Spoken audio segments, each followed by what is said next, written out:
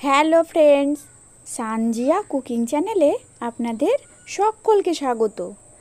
আজকে আমি আপনাদের সঙ্গে শেয়ার করব একেবারে সহজ পদ্ধতিতে নরম তুলতুলে স্পঞ্জি পাউরুটির রেসিপি। তো দেরি না করে আজকের এই পাউরুটির রেসিপিটা শুরু করা যাক। প্রথমে আমি একটা মিক্সিং বোল নিয়ে নেব।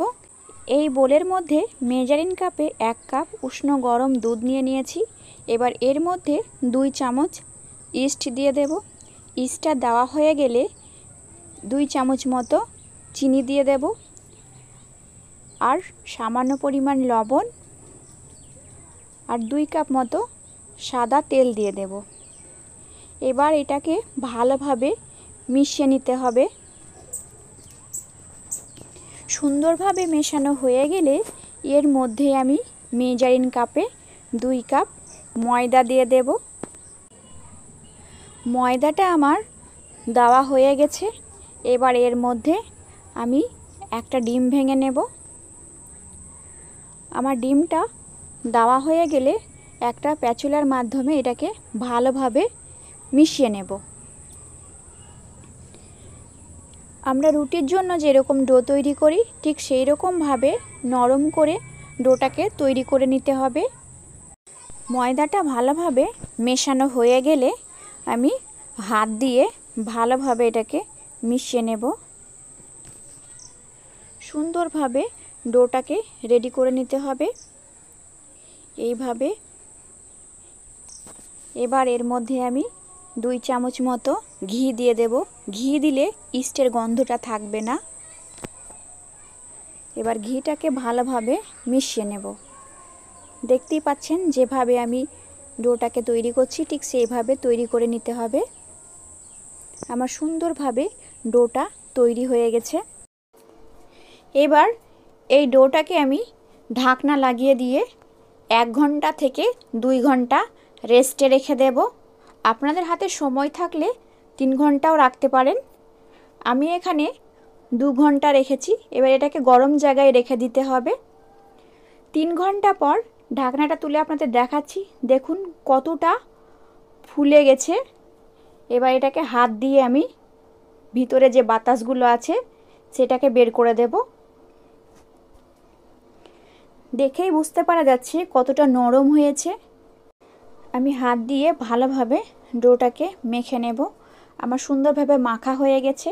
এবার অল্প করে ময়দা ছিটিয়ে দিয়ে ডোটাকে এর মধ্যে দিয়ে আমি ভালোভাবে আবার মেখে নেব। এইভাবে ময়দাটাকে আমি ভালোভাবে মেখে নেব। আমার সুন্দরভাবে মাখা হয়ে গেছে। এবার এই ডোটাকে আমি রোলিং করে নেব। আমার ভালোভাবে রোলিং করা হয়ে গেছে। এবার এটাকে একটা নাইফের সাহায্যে আমি ছোট ছোট করে কেটে নেব। আপনারা চাইলে এই লেচিটা এর থেকে বড় করতে পারেন, আবার ছোট করে নিতে পারেন। আমার সবগুলো কাটা হয়ে গেছে। এবার একটা একটা করে নিয়ে আমি এটাকে সুন্দরভাবে গোল করে নেব। আমার গোল করা হয়ে গেলে একটা করে লেচি নিয়ে সুন্দরভাবে এইভাবে ঘুরিয়ে ঘুরিয়ে সুন্দর করে তৈরি করে নিতে হবে। এবার হাতের সাহায্যে ভালোভাবে গোল করে নেব। ঠিক এইরকমভাবে একইভাবে আমি সবগুলো করে নিয়েছি। এবার একটা প্লেটের মধ্যে ভালোভাবে অয়েল ব্রাশ করে নিতে হবে। আমার সুন্দরভাবে প্লেটটা অয়েল ব্রাশ করা হয়ে গেছে। এবার একটা একটা করে লেচি নিয়ে এই প্লেটের মধ্যে আমি দিয়ে দেব।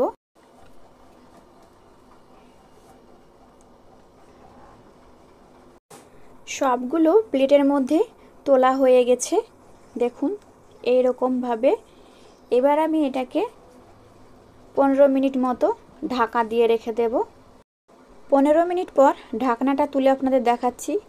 দেখুন কতটা ফুলে গেছে। এবার একটা ডিমের কুসুম নিয়ে ভালোভাবে এই পাউরুটির মধ্যে আমি দিয়ে দেব।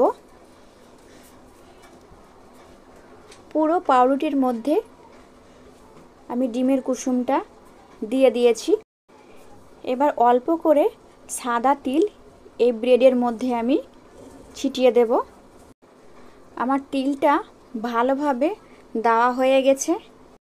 আগে থেকে গ্যাসের মধ্যে একটা কড়াইয়ের উপরে স্ট্যান্ড বসিয়ে দিয়ে হিট করে নিয়েছিলাম। এবার আমি ব্রেডের প্লেটটা দিয়ে ঢাকনা লাগিয়ে দিয়ে লো হিটে আমি 20 মিনিট রেখে দেব। 20 মিনিট পর আমি চেক করে নেব আমার ব্রেডটা হয়েছে কিনা। একটা টুথপিকের সাহায্যে দেখে নিচ্ছি। দেখুন টুথপিকটা আমার ক্লিন এসেছে, তার মানে পারফেক্ট রেডি হয়ে গেছে। একটা আপনাদের দেখিয়ে দিচ্ছি কতটা নরম এবং স্পঞ্জি হয়েছে। আমার এই রেসিপিটা যদি আপনাদের ভালো লেগে থাকে তো অবশ্যই বাড়িতে ট্রাই করবেন এবং কেমন হলো আমাকে কমেন্টে জানাবেন। এই রেসিপিটা যদি আপনারা ইউটিউব থেকে দেখে থাকেন তো আমার চ্যানেলটিকে লাইক এবং সাবস্ক্রাইব করে দেবেন, আর ফেসবুক থেকে দেখে থাকলে পেজটাকে ফলো করে দিবেন। দেখা হচ্ছে নতুন কোনো রেসিপি নিয়ে। ততক্ষণে আপনারা সকলে ভালো থাকবেন এবং সুস্থ থাকবেন। এতক্ষণ ভিডিওটা দেখার জন্য আপনাদের অনেক অনেক ধন্যবাদ।